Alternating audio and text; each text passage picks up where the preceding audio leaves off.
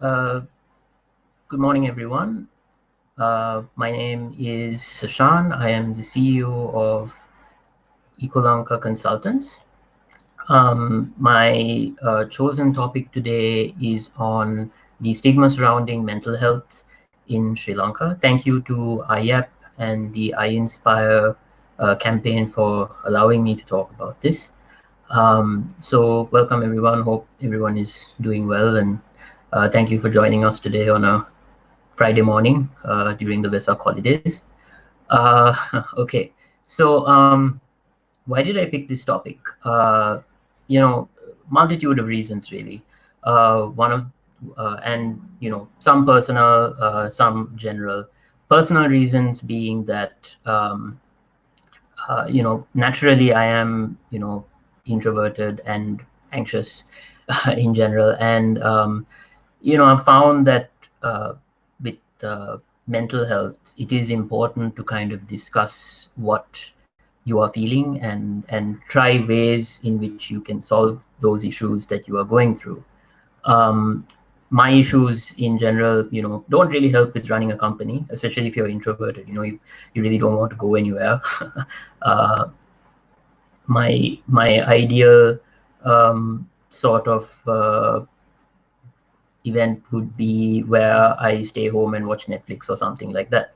But I've learned that and of course I haven't had this recently or something. This has been going on since I was born. But I've noticed that if I talk about these issues with people, or with the people I choose to speak with this about, it helps me to kind of to deal with it, right? And to go for client meetings, to go for important events and things like that, and to be a functioning member of society without my mental health issues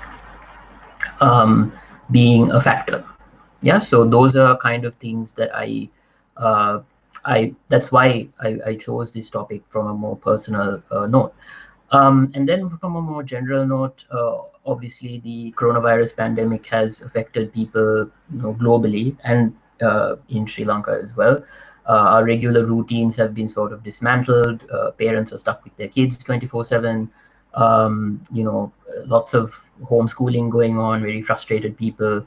Um, Even if you're not with anyone, you don't have anyone to talk to and things like that. So mental health has sort of been put on the forefront of these things, of this pandemic and sort of effects of this pandemic. And we don't know. There's a lot of uncertainty surrounding when this when we can get life back to normal again. And we don't know that when that would happen, and if that would happen, right? So post corona, we don't know what would happen, and that uncertainty is also driving a kick for mental health and well-being. And then, of course, I also want to talk about, and why I chose this topic again, is to tell people that mental health and physical health are linked to each other. So, you have to, they're both sort of one and the same. And if you ignore mental health, if you ignore your mental health, it will become an issue because it will fester, and you would sort of start seeing your actions mimic your emotional state, which is, someone may ask you a simple question like, "Oh, how are you doing today?" And you may lash out at them, say that, "Why are you asking me how I'm doing today? That's none of your business," or something like that. Something you wouldn't normally do.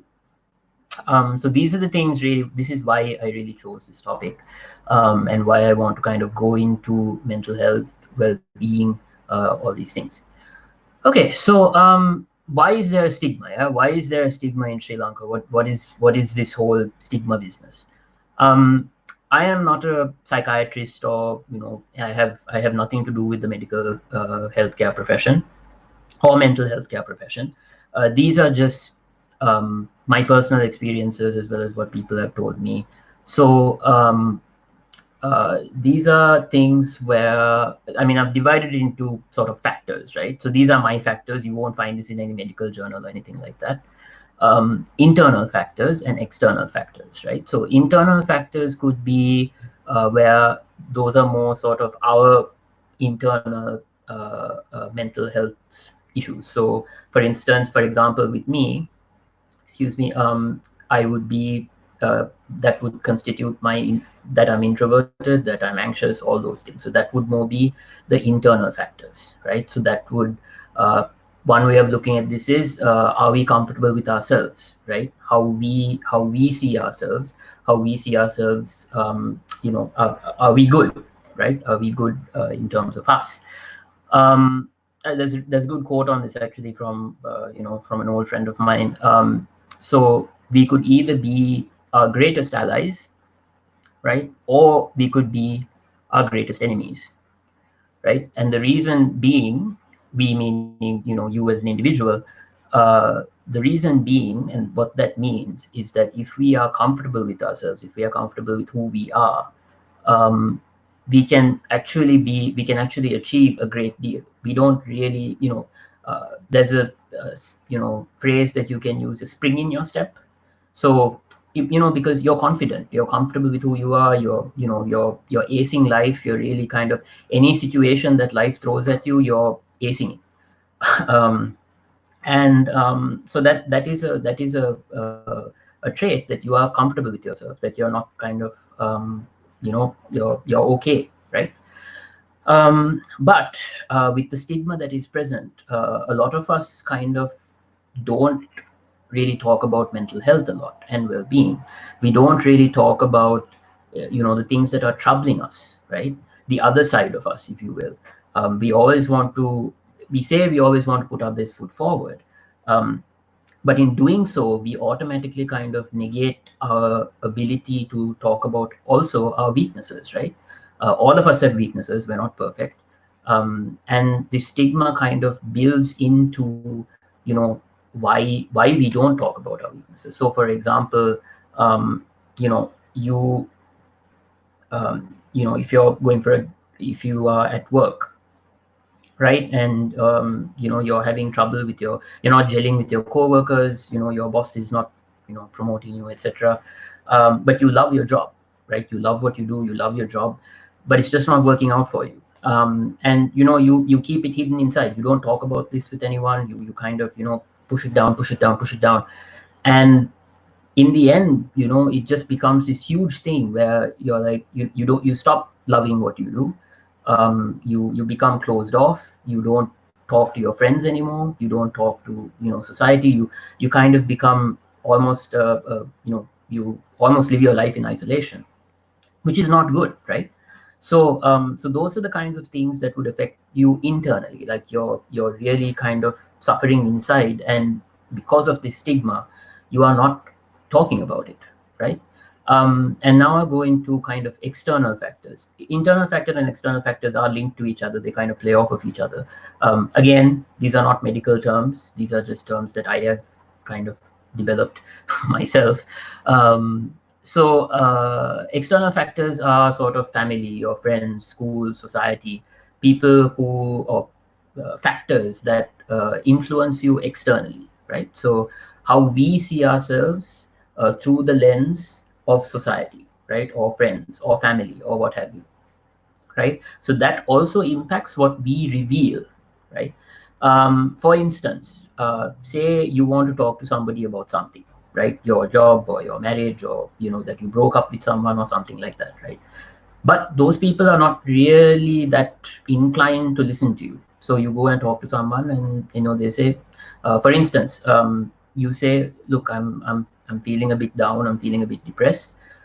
That person might look at you and go, I mean, you have a house, you have a car, you have food, why are you depressed? There should be no reason why you are depressed. What are you doing? Things like that. So you know the sad part is that we equate depression with a utility, like a satisfaction rating, which is not correct, right? Depression doesn't have, it's a component of it, yes, but it is not the whole thing, right? Material satisfaction is does not really encompass depression. In fact, it's a very small percentage of why people feel depressed, right? So So that is actually not correct. But anyway, I won't go into the details of sort of the medical, sort of the mental health care, medical terminology and things like that. But what I will say is, through these examples or through these factors, we can sort of gauge, right, why there is a stigma. The other reason there is a stigma, or one of the other examples I can give you, is we don't. So if we go out in society and we show any sort of weakness, right? That is an immediate reason for a sort of derogatory or negative sort of response, right? For instance, I use the example of the neighboring aunties, right? I have nothing against aunties, but if you go out and in society, and you're very scared about what your neighbors are going to think of you, right? Or you're very scared about what other people are going to think of you. So you basically try to put on this extremely perfect image of yourself out to the outside world, right? Showing no weaknesses, showing no signs of emotion, nothing, right? You're basically this almost like this robot. um, and really that also propagates the stigma where we can't really talk to people, we can't really show our need for emotional stability, for mental health and well-being. Gender roles is another reason. For instance, say if a girl is interested in cars instead of cooking, or if a boy is interested in uh, you know acting instead of playing sports, right? If we are put into roles that really don't conform to us, and we are unsatisfied with it, we are told to keep going, right? We're told to say, no, no, you have to tough it out. You have to, go through with it. You have to, and yes, in some cases, yes, right, that may work. But in most cases, at least with mental health studies and all that, it's found that, look, if people do things that they don't like, right, even if they do tough it out, their performance, their progress in it is halved, right, approximately halved. And it's a waste, right? It's not something that you're really you want to do, so you end up self-sabotaging yourself in essence. So things like that, right? So now I'll talk about sort of the general societal things. I've spoken about the individual as sort of the stigma surrounding the individual. Now I'll talk about society. So society, I use the example of, if you get in a tuk-tuk or a pick-me or an Uber, if you, I mean, obviously, when you could, now you can't, obviously, but when you could, and you said, okay, I want to go to Angoda, right? Or the National Institute for Mental Health. Now, when I said Angoda, right, what was your immediate reaction to Angoda, right? Was it a positive thing where you thought of a place with, trees and birds and flowers and, very nice staff and, these nice comfortable rooms with, very tranquil music and all these things? Or was it a place where, basically it's like in those movies, you get people strapped down to beds and you're injected with whatever it is, and that's the end of that? Yeah, it's a very sort of dark and sort of, ominous place. I know when I was in school, whenever we used the term Angoda, it was in a very negative and derogatory fashion. But yeah, so anyway, that is how society sees mental health, right? That is how society sees anything regarding mental health. It's like, oh, this person wants to go to Angoda. Is this person crazy, or is the person that they're going to see crazy, or what's the story here? Right? Again, I'm not blaming the drivers or anything like that, but that is what society has imbued, or that is what society has, or not society in general, but what has been sort of put on them. And um, and they're made to believe that. Why? Because they haven't interacted with, or we have shunned away people who are part of our society, but we think are not part of our society. People with autism, people with depression, people with, anxiety, bipolar disorder, all those things, right? So um, we have shunned them away, and because we're not used to it, we're scared, right? We're scared, we're fearful, we don't know how to deal with it. We tend to, and whenever we're scared and fearful, we tend to, not deal with it very well, right? It's like a alien species that has come down, and we're like, no, no, no, no, they're not part of us. They're not part of our society. They're a different society, but they are part of our society, very much so. And the common misconception that autistic people, or whoever, people with mental health issues don't go on to have families, or whatever, is completely false. I mean, there are people like that working for NASA and computer engineers and all these things, and have perfectly stable families. So it's a case by case basis, obviously, but that is sort of what general society uh, has in terms of sort of viewing mental health, right? So that is why, again, that is why there is a stigma, right? We're not used to seeing people of this nature around us and in front of us, so we kind of treat it as an alien species, if you will. And then the last bit of stigma that I want to talk about is regarding mental health care workers themselves. This is sort of for your information, there was a study done by the Sri Lanka Psychiatric Association, I think, and they looked at mental health care workers and the stigma they faced with their friends and family.